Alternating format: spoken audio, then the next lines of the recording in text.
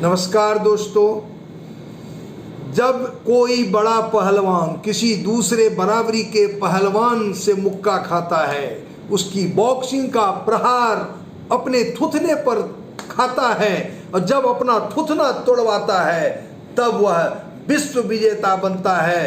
विश्व विजेता बनकर गोल्ड मेडलिस्ट बनता है। दोस्तों, जिस तरह से किसी बैल को जोता जाता है, उसी तरह से जब आप खुद मेहनत करते हैं तो आप आगे बढ़ते हैं। जिस बैल को जितना जोता जाए वह उतना ही बलिष्ठ होता है। बैठे बैठे वह बैल खाते खाते मोटा भले ही दिखेगा, लेकिन बोझे वाली गाड़ी के सामने आते ही जुआ पटक कर मुंडी पटक देता है। फिर ऐसा बैल किस काम का? वह तो सिर्फ कोल्हू का बैल बनकर रह जाएगा, जो कोल्हू की चारी ओर घूमते रहेगा। ऐसा ही एक अकर्मण्य व्यक्ति होता है। यदि उसने अपने आप को मेहनत करने लायक नहीं बनाया तो वह कोल्हू का बैल बन करके रहेगा, अपने गली चौबारे में घूमता रहेगा, लेकिन कुछ अच्छा नहीं कर पाएगा। ठीक यही हाल होता है जब अपनी बाप की कमाई पर पलने वाला, जीवन भर उसकी कमाई के भरोसे जीने वाला कोई व्यक्ति, सिर्फ सुख मौज करने की सोचने वाला निठल्ला अकर्मण्य बेटा, जो सुविधा तो खोजता है लेकिन काम करने के लिए कोई प्रयास नहीं करता। सुविधा कहां से आती है, कैसे आती है, इस पर उसका कोई फोकस नहीं होता है। तो ऐसे निठल्ले अकर्मण्य से मैं कहता हूं कि अरे निठल्ले, कब तक बाप के माथे पर बोझ बने रहोगे? कब तक बाप तुम्हारा पालन पोषण करता रहेगा?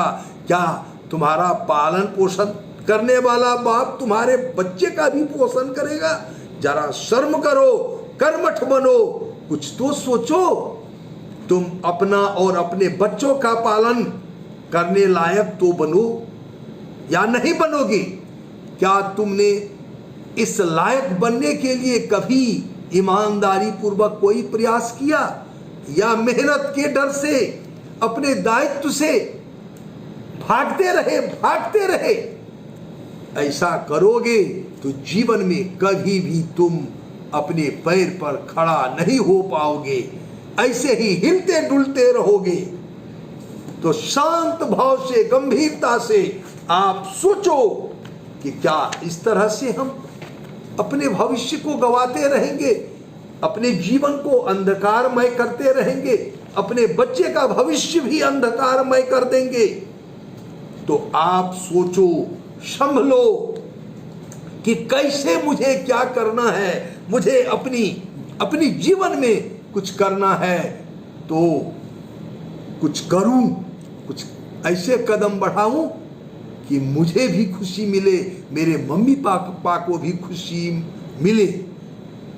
तो क्या जब आपने जन्म लिया था तो आपके पापा ने यह सोचा था कि मेरा अकर्मण्य बेटा होगा? आपके जन्म पर कैसे कैसे खुशियां मनाई थी आपके मम्मी पापा ने, कैसे आपका बर्थडे मनाते हैं मम्मी पापा, लेकिन आप उन्हें क्या दे रहे हो बच्चे? जरा सोचो, क्या क्या अरमान सजाए हैं तेरे पापा मम्मी ने?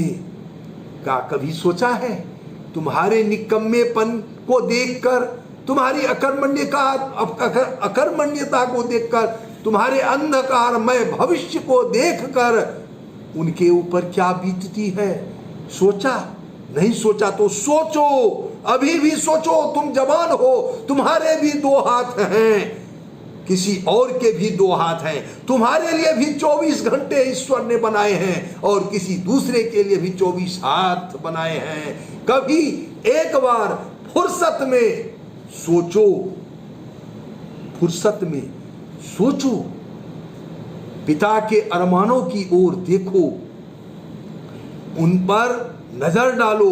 हो सकता है काश तुम्हें अब भी आत्मज्ञान और आत्म चेतना आ जाए, अकर्मण्य से कर्मण्य बन जाओ, कर्मशील बन जाओ। एक बात जान लीजिए दोस्तों, इस संसार में आसानी से बिना दर्द के कुछ भी प्राप्त नहीं होता है।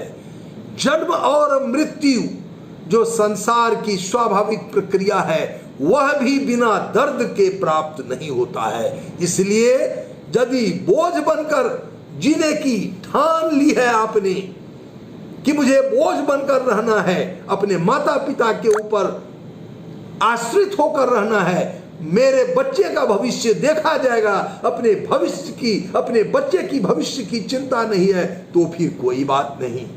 लेकिन यदि मेरी बात सुनकर रंच मात्र भी हृदय में संवेदना आई हो, तो आप अपने स्वाभिमान को जगाइए, अपने जमीर को जगाइए, और जमीर जब जगेगा तो आप आगे बढ़ेंगे।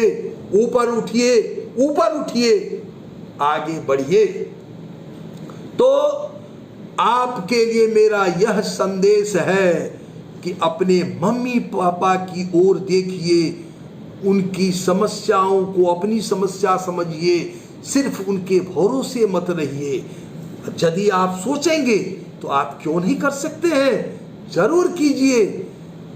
यदि आप करना चाहेंगे तो करेंगे। अपने पिता का दुख दर्द हरिए। पिता आपके यदि कुछ करना चाहते हैं तो आप उनके लिए भी कुछ करिए। उन्होंने आपके लिए बहुत कुछ किया है। अपने पैरों पर खड़ा होइए। नहीं कुछ मिलता है तो आप अपने बागवानी में जाकर के काम करने की आदत डालिए, कुछ पढ़िए। हो सकता है कि आपके लायक कोई नौकरी निकल जाए, कोई वैकेंसी हो जिसे आप प्राप्त कर सकें।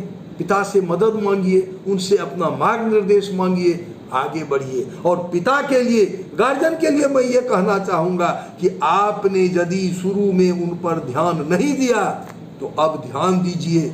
आप यदि कोई काम करते हैं तो उनको अपने काम में शामिल कीजिए। आप उन्हें नेगलेक्ट मत करिए। नेगलेक्ट करते करते तो आप उसे निठल्ला बना चुके हो, अब और निठल्ला मत बनाएं। इसलिए घृणा का भाव यदि उसके ऊपर आप रखते हैं, उसे पूछते हैं कि ये तो मेरा अभागा बेटा पैदा हुआ, तो वह अभागा कैसे भाग्यशाली बनेगा, कैसे कर्मठता को प्राप्त करेगा।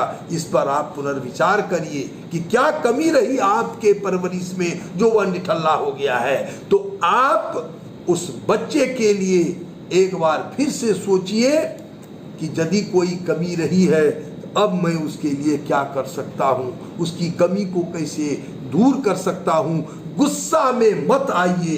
गुस्सा में यदि आएंगे तो उसका जीवन और भी बिगड़ेगा, उसके बच्चे का भी जीवन बिगड़ेगा। इसीलिए गुस्से में मत आइए, बच्चे को गले लगाइए और उसके लिए कुछ कीजिए, कुछ कीजिए। पिता और पुत्र दोनों यदि किसी न किसी रूप में दोषी हैं तो दोनों एक बार विचार करिए कि कैसे आपका भविष्य बने, आपका परिवार सुखी हो, शांति और संभावनाओं से भरपूर आपका परिवार कैसे आगे बढ़े। धन्यवाद।